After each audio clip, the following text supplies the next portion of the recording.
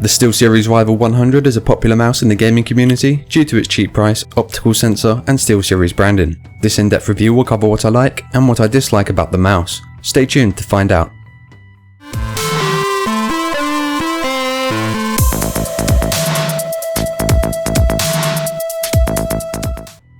The SteelSeries Rival 100 is a mouse that is designed for right-handed users as it has side buttons on the left side of the mouse. The shape is ambidextrous in design, and so there is no reason that it couldn't be used by left-handed users, though of course you won't have easy access to the side buttons.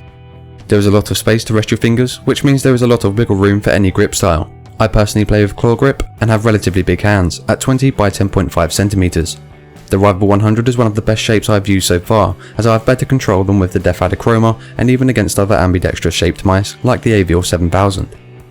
The Rival 100 is a little low to get a complete palm grip with my big hands, but is still comfortable regardless. Claw grip is probably the most ideal for this mouse due to the large back, and fingertip grip should be fine too, due to plenty of room for the fingers and the grips at the side. The grips at the sides are textured plastic, which actually provide a decent grip, even after long gaming sessions.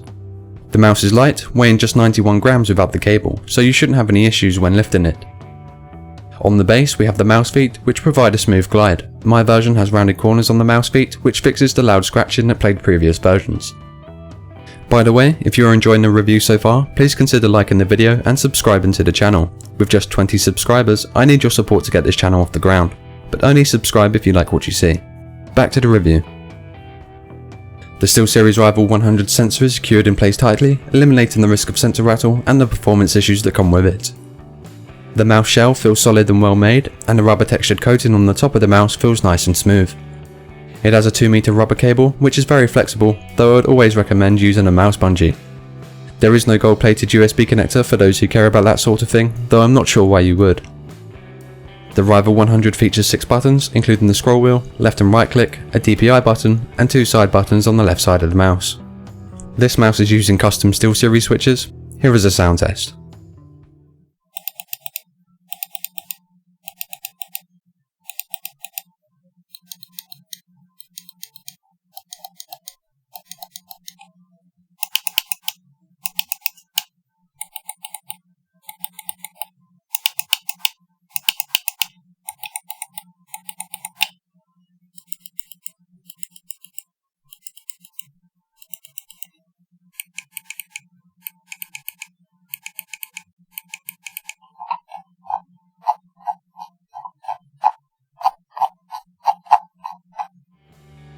The left and right click are responsive with soft but tactile feedback. The side buttons feel okay, though a little inconsistent, with one being much louder than the other. They don't have too much travel distance, though I would have preferred them to be larger. There is only one DPI button, which allows you to switch between 2 DPI steps, which are customizable in the software. It's the lightest button on the mouse and functions as intended. Some people have said that they accidentally press this button from time to time, but that hasn't been an issue for me. You can always just program the button to do nothing when pressed if that is an issue. The scroll wheel requires the most force to click and is pretty loud. The scrolling is also quite loud, but it feels good with distinctive steps. All of the buttons, including scroll up and scroll down, are programmable in the official software. At the time of making this video, the official software is SteelSeries Engine 3. This software allows you to set up profiles for your mouse and customize each profile to your needs. You can program each of the buttons as well as adjust the acceleration, angle snapping and the polling rate. The DPI is adjustable, but there are only 8 settings. I've listed them on screen for you. The lighting on the mouse is also adjustable. Here is a preview of some of the different options. The software features macro support, but no surface tuning, and no option to adjust the lift-off distance. Overall though, the software functions as intended, and I haven't experienced any problems. The SteelSeries Rival 100 uses the 3059 SS optical sensor. This sensor feels very responsive, and I can play with it just fine. The specs claim a max tracking speed of 3.55 meters per second, or 140 inches. It holds up in acceleration tests whenever I carry them out, and the mouse has never spun out on me. It has polling rate options of 125 to 1000 Hz and 20 Gs of acceleration, but there is no option to adjust the lift-off distance or surface tuning. SteelSeries claims that the lift-off distance is 1.5mm, which seems to be about right. It tracks on one DVD, but not 2. The DPI settings are limited too, but I was able to adjust my sensitivity in game to account for that. All of my testing was done at 500 DPI and on a dark mousepad for best results.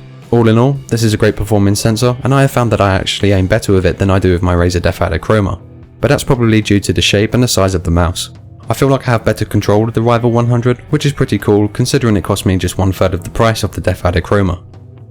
To conclude this review, the SteelSeries Rival 100 is a great performing mouse with an excellent shape, lightweight and is customizable, all for a cheap price. I'd say this mouse is perfect for FPS, but not for MMOs or MOBAs if you require more than 6 buttons. If you require a mouse with adjustable lift-off distance or more DPI settings, then perhaps you should look at some other mice. If that isn't a big deal, then the Rival 100 could be the mouse for you. I hope this review has helped you. If you plan on buying this mouse and want to help support the channel, I have put Amazon links in the description below. Don't forget to like and subscribe, and share this video with those who may be interested. This has been JoshTechBytes. Thank you for watching.